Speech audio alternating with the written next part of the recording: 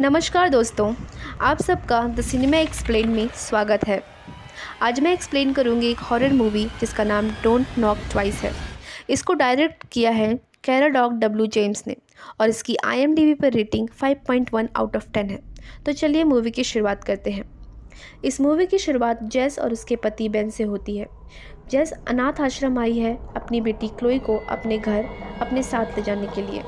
दरअसल जेस ने 9 साल पहले क्लोई को अनाथ आश्रम में छोड़ दिया था क्योंकि उसे नशे की आदत लग गई थी, जिसकी वजह से वो क्लोई का ख्याल नहीं रख पा रही थी। पर जेस अब अपनी पूरी बुरी आदतों को छोड़ चुकी थी और एक अमीर आदमी बेन के साथ नई ज़िंदगी की शुरुआत कर चुकी थी। क्लोई जब जेस से मिलती है तो उससे कहती है कि जब मुझे आपकी ज़रूरत थी तब आप कहाँ थी, और उसके साथ जाने से मना कर देती है, जिससे जेस काफ़ी उदास हो जाती है। फिर ये सीन यहीं कट हो जाता है। अगले सीन में हमें ये दिखाया जाता है कि जेस की मॉडल जेस को एक लॉकेट देती है और कहती है इससे तुम्हारी बेटी का प्यार तुम्हें मिलने में मदद मिलेगी। फिर हमें क्लोई और उसके फ्रेंड डैनी को दिखाया जाता है, जो एक बहुत ही डरावने घर के पास जाते हैं। इस घर की अफवाह थी कि इस घर की ओनर मैरी अमिनोव एक चुड़ैल थी और उसने कई सारे बच्चों को किडनैप किया था और फिर एक दिन उसने खुद ही सुसाइड कर लिया। उसके बाद से सब जगह ये अफवाह फैल गई कि अगर उस घर के दरवाजे को कोई 2 बार खटखटाता है तो मैरी अमिनोव की आत्मा उस आदमी को अपने साथ ले जाती है। डैनी इस चीज़ को मजाक समझता है और वो दोनों जाकर उस दरवाजे को 2 बार नॉक कर देते हैं, पर कुछ नहीं होता और वो दोनों अपने अपने घर चले जाते हैं। डैनी को अपने घर में कुछ अजीब सा महसूस होता है। उसे लगता है कि उसके आसपास कोई है, जिससे वो काफ़ी डर जाता है। थोड़ी देर बाद क्लोई उसे वीडियो कॉल करती है। डैनी उसे बताता है कि उसे कुछ अजीब सा लग रहा है। क्लोई 1 सेकंड के लिए वीडियो कॉल से हटती है तो हम ये देखते हैं कि कोई एविल स्पिरिट डैनी को अपने साथ लेकर चली जाती है। क्लोई आती है तो उसे वीडियो कॉल पे एक डरावनी ब्लैक शैडो नज़र आती है, जिससे वो काफ़ी डर जाती है। अगले दिन वो डैनी को काफ़ी कॉल करने की कोशिश करती है, पर कोई फ़ायदा नहीं होता। अब वो एविल स्पिरिट क्लोई को भी डराने लगती है, जिससे क्लोई समझ जाती है कि अब उसकी बारी है, जिसकी वजह से क्लोई उसे अपनी माँ जेस के साथ रहने के लिए रेडी हो जाती है। पर वो एविल स्पिरिट क्लोई का पीछा करते हुए जेस के घर में भी आ जाती है, जिसकी वजह से घर में अजीब अजीब सी चीज़ें होने लगती हैं, जैसे क्लोई के सूप में एक खून से भरा दांत मिलना, जेस को भयानक सपना आना जिसमें मैरी अमिनोव जेस को सॉरी बोलकर अपना गला काट लेती है और मैरी अमिनोव में जेस को अपनी झलक नज़र आती है, पर वो सिर्फ एक सपना था। जब जेस क्लोई को बताती है कि उसके सपने में एक अजीब सी लाल बालों वाली बूढ़ी औरत दिखी थी, तो क्लोई कहती है कि ये वही औरत है जो उस डरावने से घर में रहती थी, जिसको ये जिंजर बोलकर चिढ़ाया करती थी, और कहती है कि उसके मर जाने के बाद अजीब सी अफवाहें फैली कि उसके दरवाजे को 2 बार नॉक करने से वो हमें अपनी दुनिया में ले जाती है, और मैंने और डैनी ने उसके दरवाजे को नॉक किया था। तब से डैनी गायब है। पर जेस इन सब पे बिलीव नहीं करती और उसको बस दिलासा देती है। अगले दिन घर पर टीरा आती है और जब वो क्लोई को देखती है तो काफ़ी डर जाती है और जाते हुए जेस से कहती है कि इससे दूर रहो, क्लोई के पीछे कोई बुरा साया है और तुम कितनी भी कोशिश कर लो तुम उसे नहीं बचा सकती। उसी दिन क्लोई से मिलने डिटेक्टिव बोर्डमैन आते हैं, जो डैनी के बारे में क्लोई से पूछते हैं। क्लोई डिटेक्टिव बोर्डमैन को पहले से भी जानती थी, क्योंकि बचपन में क्लोई का एक फ्रेंड माइकल भी इसी तरह मैरी अमिनोव के दरवाजे को 2 बार नॉक करने से गायब हो गया था, जिसकी जांच पड़ताल डिटेक्टिव बोर्डमैन ही कर रहे थे। अब क्लोई मैरी के बारे में इंटरनेट पर सर्च करती है, जहां से उसे पता चलता है कि अगर उस दरवाजे को कोई 2 बार नॉक करे तो बाबा यागा की दुनिया और इंसान की दुनिया के बीच का दरवाज़ा खुल जाता है और बाबा यागा उस इंसान को अपने साथ ले जाते हैं और उसको अपने वश में करने के लिए एक निशान छोड़ देते हैं, जो निशान मैरी अमिनोव के सीने पर भी था। वो इंसान चाहकर भी बाबा यागा के वश से और बाबा यागा को अपने शरीर से नहीं निकाल सकता था। उसके पास केवल 2 ही रास्ते होते हैं, या तो अपना गला काटकर अपनी जान दे दे, जो कि मैरी अमिनोव ने किया था, या किसी और का बाबा यागा के लिए तैयार करे। तभी क्लोई शीशे में अपनी माँ की परछाई की जगह एक काला साया देखती है और वो देखकर काफ़ी डर जाती है और वहाँ से भाग जाती है।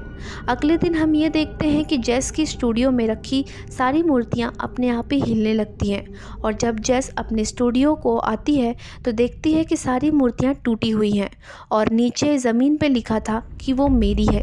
इन सब के लिए जेस क्लोई को जिम्मेदार समझती है, पर क्लोई कहती है कि ये सब मैंने नहीं किया है और वहाँ से चली जाती है। वो बाहर होती है तभी उसे कुछ अजीब सा लगता है। वो घर के अंदर आती है और वहाँ पे उसे मैरी एमिनोव की आत्मा नज़र आती है, जिसे देखकर क्लोई काफ़ी डर जाती है। तभी उसे बाबा यागा भी नज़र आते हैं जो उसे लेने आए होते हैं, लेकिन उससे पहले वो क्लोई को ले जाते जेस आकर उसे बचा लेती है और जेस को इन सब पे यकीन हो जाता है। इन सब के बाद वो दोनों टीरा से मिलने जाते हैं और उसे मदद मांगते हैं। टीरा कहती है कि उसे लगता है ये कोई बाबा यागा नहीं है बल्कि खुद मैरी है जो क्लोई को परेशान कर रही है, जो कि बचपन में मैरी को काफ़ी परेशान करती थी। अगर तुम्हें इन सब से छुटकारा चाहिए तो तुम्हें उसे ढूंढना होगा जो असल में मैरी की मौत का जिम्मेदार है और उसे सज़ा दिलानी होगी ताकि उसकी आत्मा को शांति मिले। वहीं पे जब क्लोई टीरा के बेबी को खिलाने जाती है तो टीरा उसे डांट देती है, जिसकी वजह से क्लोई वहाँ से चली जाती है। जेस अपनी कार में जाके बैठती है तो उसे वहाँ पे एक मूर्ति का टुकड़ा मिलता है, जिसे देखकर वो सीधा स्टूडियो जाती है और वहाँ उसे एक बॉक्स मिलता है जिसमें मैरी और माइकल के कुछ डॉक्यूमेंट्स मिलते हैं। एक पेन ड्राइव भी मिलती है। जब वो उस पेन ड्राइव को चलाती है तो उसमें हमें डिटेक्टिव बोर्डमैन नज़र आते हैं जो कि मैरी से कुछ पूछताछ कर रहे होते हैं। ये सब देखकर जेस को लगता है कि मैरी की मौत का जिम्मेदार डिटेक्टिव बोर्डमैन ही है। कुछ देर बाद क्लोई के अनाथ आश्रम से जेस को कॉल आता है और वो वहाँ जाती है तो वो लोग जेस से कहते हैं कि तुम क्लोई का ध्यान सही से नहीं रख रही हो, इसलिए अब हम उसे तुम्हारे पास नहीं भेजेंगे। लेकिन मौका देखते ही क्लोई और जेस वहाँ से भाग निकलते हैं और वो दोनों टीरा को कॉल करके उनसे मदद मांगने की कोशिश करते हैं तो टीरा उन्हें पार्क में मिलने को कहती है। तभी क्लोई मैनहोल के ऊपर खड़ी होती है और बाबा यागा मैनहोल का ढक्कन हटाकर उसे अपनी दुनिया में ले जाते हैं। तभी जेस सीधा गुस्से में मैरी के घर जाती है और वहाँ पे होल के सहारे उसके घर में घुसने की कोशिश करती है, जिसकी वजह से उसके पैरों में चोट लग जाती है।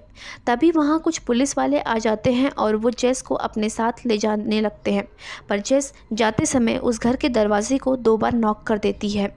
जेस अब डिटेक्टिव बोर्डमैन के सामने बैठी होती है।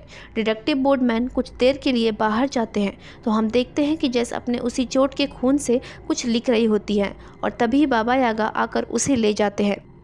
जब डिटेक्टिव बोर्डमैन अपने कंप्यूटर से कमरे में देखता है तो वहाँ उसे जेस नज़र नहीं आती है। वो अंदर जाता है तो वहाँ जेस ने लिखा था you know where to find me और हम देखते हैं कि जेस अब बाबा यागा की दुनिया में जा चुकी थी। हमें वहाँ क्लोई भी नज़र आती है जो एक पिंजड़े में बंद थी। क्लोई को वहाँ माइकल भी नज़र आता है जिसे बाबा यागा मार देता है। जेस क्लोई को ढूंढ लेती है तभी वहाँ बाबा यागा आने लगता है, लेकिन उससे पहले डिटेक्टिव बोर्डमैन उस घर पे पहुँच जाता है और उस दरवाजे को 2 बार नॉक कर देता है, जिससे बाबा यागा का ध्यान डिटेक्टिव की तरफ चला जाता है और वो दोनों वहाँ से बच के निकल जाते हैं और बाबा यागा डिटेक्टिव को अपने साथ ले जाता है। दूसरी तरफ हम ये देखते हैं कि जेस के हस्बैंड अपने घर आता है और जेस को ढूंढने लगता है और फिर हम देखते हैं टीरा बेन को मार देती है और इसके साथ हमें ये भी पता चलता है कि टीरा भी बाबा यागा की गुलाम रह चुकी थी, क्योंकि उसके सीने पे वही निशान था जो अब गायब हो गया था। इसका मतलब टीरा बाबा यागा से छुटकारा पाने के लिए दूसरा रास्ता चुना था, यानी उसने किसी और को बाबा यागा के लिए तैयार कर दिया था। आगे हम ये देखते हैं कि जेस और क्लोई अपने घर में एक साथ होते हैं। तभी जेस को अपने सीने में एक जलन सी होती है और वो उस लॉकेट की वजह से होती है। हम देखते हैं कि जेस के सीने में वही निशान बन चुका था जो पहले टीरा के सीने में था। इसका मतलब ये था कि जेस अब बाबा यागा की गुलाम थी और टीरा ने जेस को चुना था। तभी उन दोनों को अपने दरवाजे पर 2 बार नॉक सुनाई देती है और दरवाज़ा खुलता है और बाबा यागा उनके सामने होता है और उसी के साथ ये मूवी ख़त्म हो जाती है। अगर आपको मेरी एक्सप्लेनेशन पसंद आई हो तो मेरे चैनल को लाइक, शेयर, सब्सक्राइब करें और बेल आइकन ज़रूर दबाएं। धन्यवाद।